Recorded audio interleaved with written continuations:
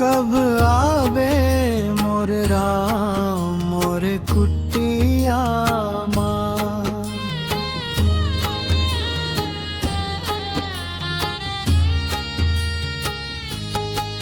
कब आवे मोर राम मोर कुटिया माँ। अंजोर हो जाही मोरे जिंदगी माँ। आँखी बिछाए बैठे हवा तोरे राह तकत हवा। कबे आवे मोर राम मोर कुटिया माँ।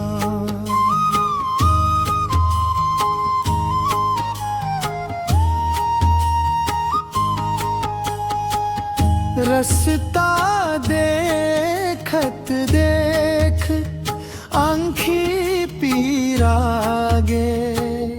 नहीं तो बोले पड़ की मैना। मैं सबरी भिलनी के जाति भावे भजन। नहीं तो जनव टूटी फूटी मोर झोपड़ी। मन के महल सजाए हम प्रेम के फूल चढ़ाए चढ़ाए। तोला रोज बुलाए हव दिया जलाए आस के भक्ति के बाती लगाए हव। कब आवे मोरे राम मोर कुटिया माँ।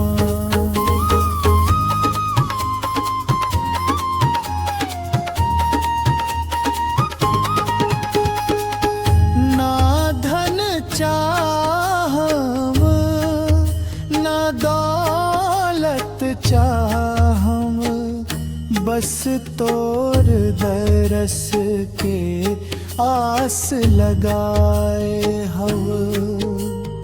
तोर चरण माँ सिर धर के जीवन सफल बनावम।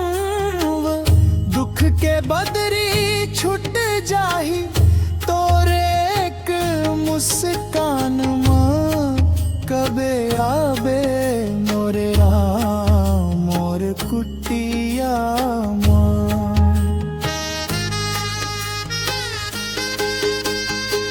शबरी जैसन प्रेम ले बेर तोर बर धरे हवा।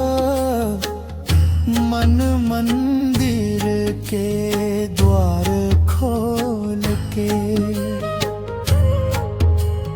रोज तोला निहरे आजा रघुव दयालु। मोर छोटे संसार माँ। कबे आवे मोर राम मोर कुटिया माँ।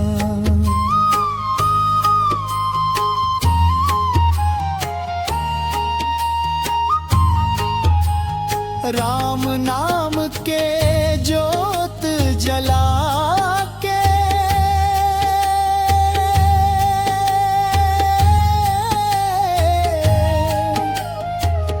दिन रात तोला गावत हव।